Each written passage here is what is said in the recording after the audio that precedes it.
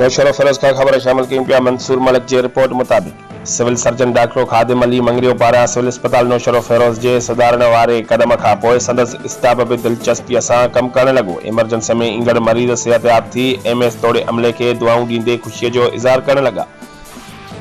अड़न ख्यालन जो इज़हार एक मरीज पंहिंजे वीडियो बयान में कंदे रात के वक्त ड्यूटी डॉक्टर महमद इमरान राजपूत के शाबाश और senior dresser Ali sir Lashari के नोटन जा हार पाराए हौसला अफ़जाई कई। उन मौके ते मरीजन चयो त बहार सेंटर ते मूंखां 1 लाख रुपया घुरिया वया हुआ, पर सरकारी अस्पताल के अमले मूंखे सरकारी दवाऊं और ड्रेसिंग करे मुझो जख्म सही करे सेहत बख्शी है।